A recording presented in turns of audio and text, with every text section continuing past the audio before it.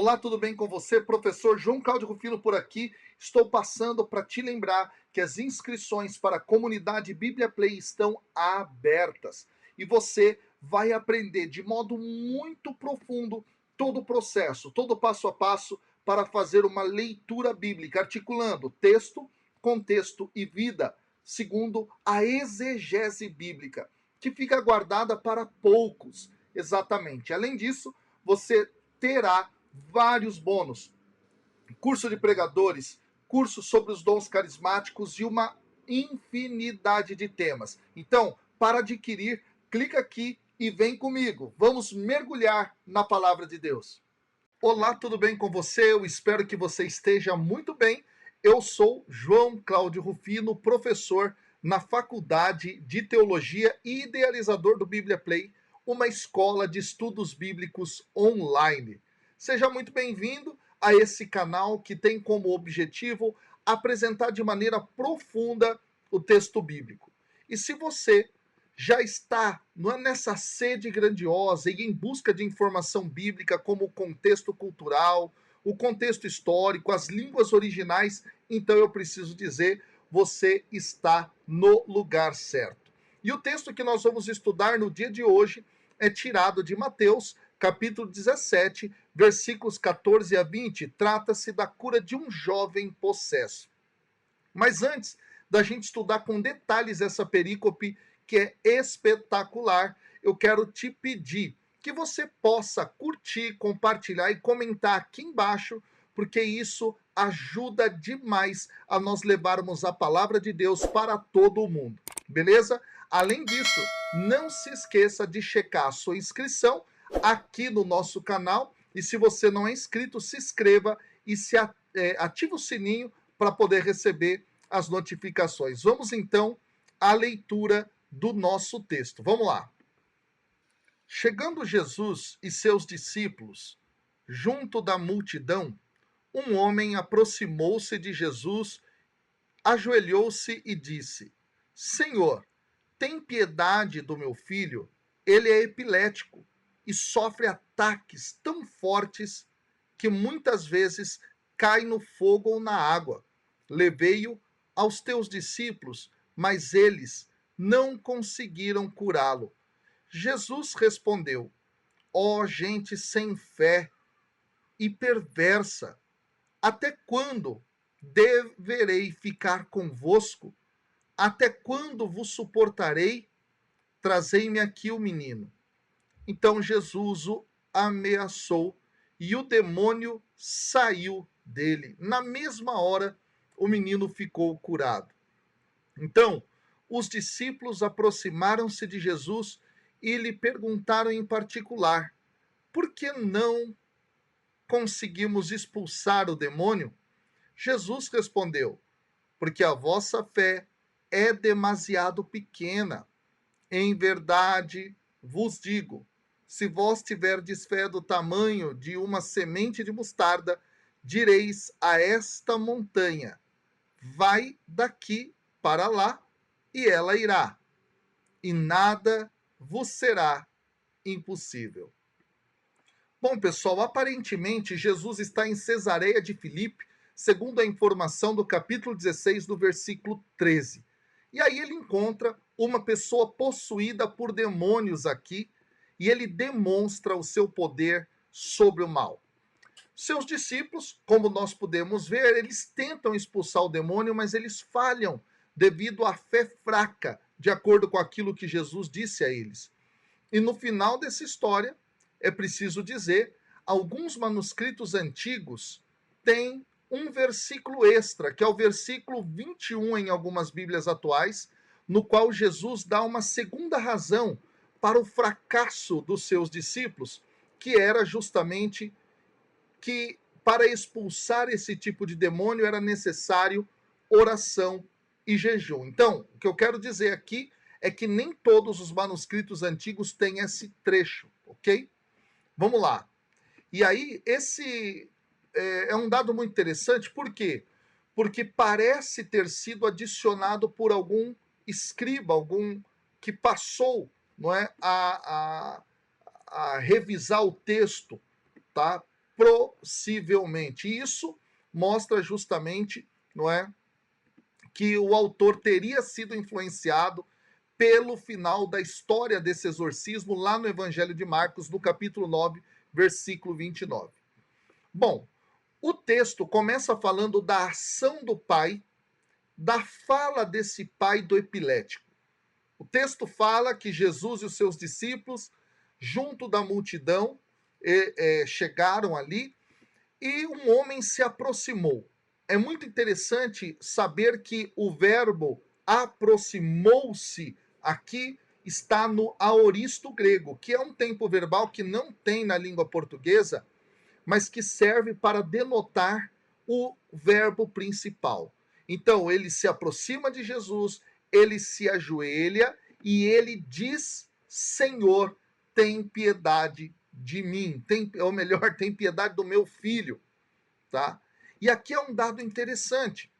Assim como os magos, lá no capítulo 2, versículo 11 de Mateus, como o leproso no capítulo 8, versículo 2 de Mateus, como o pai da menina falecida, lá no capítulo 9, versículo 18, e os próprios discípulos de Jesus, dentro desse mesmo evangelho, no capítulo 14, versículo 33, esse pai tem uma postura como que de adoração em relação ao próprio Jesus. E aqui, ao chamá-lo de Senhor, esse homem mostra também, pessoal, um respeito por Jesus como um mestre estimado, um mestre justo, mas aqui ele vai inclusive além, porque ele crê que o próprio Jesus vai mostrar misericórdia e vai curar o seu filho. Esse dado é muito interessante. E aí o pai diz que o menino é epilético e que sofre de ataques fortes, né? E que muitas vezes cai no fogo, cai na água e assim por diante. Aqui é preciso dizer o seguinte: as convulsões provavelmente são o resultado dessa epilepsia, tá? E a epilepsia, pessoal, é diferenciada da possessão demoníaca dentro do Evangelho de Mateus, lá no capítulo 4, no versículo 24. É muito interessante esse dado. Agora, porém aqui, Jesus reconhece nesse raro caso que as apreensões realmente foram resultado de uma atividade demoníaca, tá? As aparentes tendências suicidas que são descritas dentro do versículo 15 mostram a influência destrutiva dos demônios nesse caso. Esse dado chama a atenção. E aí vem o versículo 16, que justamente vai afirmar que esse pai levou o menino até os discípulos, mas os discípulos não conseguiram curá-lo. E Jesus então dá uma resposta muito forte. Ele diz: ó, gente sem fé e perversa, ele diz, até quando deverei ficar convosco? Até quando vos suportarei? E aí ele pede para trazer o menino. Nesse momento, pessoal, Jesus se assemelha à posição de Moisés no Antigo Testamento, porque ele deve lidar com o fracasso daqueles que deixou no comando. Assim que ele desce da montanha. Isso lembra Moisés. Lá em Êxodo, capítulo 24, versículo 14, capítulo 32, versículos de 1 a 8, depois de 21 a 25, e lá no versículo 35. A descrição de Jesus, dos seus próprios discípulos aqui, como uma geração incrédula e perversa, esse também é um dado bastante interessante nesse texto, se assemelha muito à descrição que Jesus faz dos líderes judeus que o rejeitaram dentro do texto de Mateus. Lá no capítulo 11, versículo 16, capítulo 12, versículo 39 e no versículo 35. Então, o texto continua no seu fluxo e traz a ação de Jesus contra o demônio lá no versículo 18, onde Jesus ameaça o demônio e o texto diz que na mesma hora o menino ficou curado. Aqui é um dado interessante, cultural. Os exorcistas naquela época, geralmente eles tentavam subjugar os demônios por meio de encantamento, invocando espíritos superiores, usando raízes fedidas, né, fedorentas, ou até técnicas, não é, de tolerância à dor para tirar o demônio de alguém. Jesus aqui nesse caso, ele utiliza apenas o seu comando. Ele mostra, portanto, que ele tem grande autoridade. Vem o versículo 19, no qual justamente os discípulos se aproximam de Jesus e perguntam para ele em particular por que eles não tinham conseguido expulsar o demônio. É muito interessante, pessoal, que os rabinos judeus frequentemente explicavam assuntos mais profundos para os seus discípulos de forma particular. Isso é retomado aqui. Alguns rabinos eram também conhecidos como fazedores de milagres. Só que um dado chama a atenção. Eles não costumavam esperar que os seus discípulos fossem capazes de fazer milagres. E, inclusive, fazer milagres em nome do próprio rabino. Isso é muito chamativo no texto. Outro dado também bastante interessante do ponto de vista cultural é que os métodos dos exorcistas normalmente, não é, se concentravam no seu próprio poder, ou ainda mais precisamente na sua capacidade de manipular outros poderes. Nesse caso aqui, Jesus enfatiza a oração como aquela que é capaz, nesse sentido, de ter um efeito de libertação. E Jesus, então, responde assim no versículo 20: por que a vossa fé é pequena? Não é? É isso. Jesus vai dizer que a fé deles era pequena. E ele vai dizer, se vocês tivessem fé do tamanho da semente de mostarda, aqui precisa fazer uma pausa, é preciso dizer que as sementes de mostarda foram usadas para definir uma quantidade proverbialmente pequena. Jesus, então, aqui, portanto, diz aos seus discípulos que nada que Deus lhes peça para fazer vai ser impossível se eles confiarem nele. É muito interessante isso.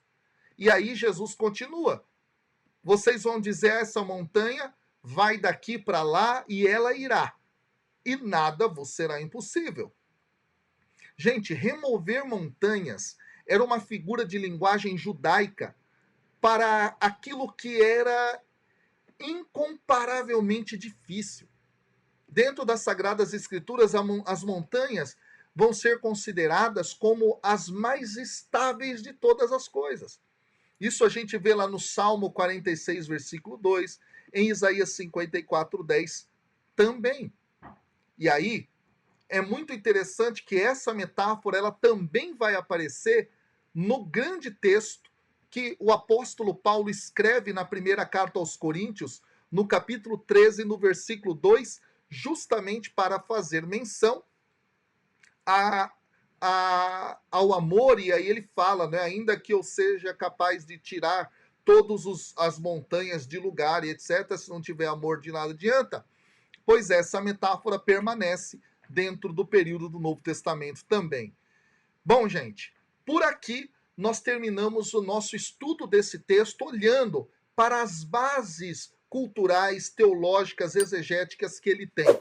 Uma lição que fica para nós é a seguinte: nada do que Deus nos pedir para fazer será impossível se nós tivermos pelo menos um pouquinho de fé. Que Deus abençoe e até o nosso próximo vídeo. Valeu!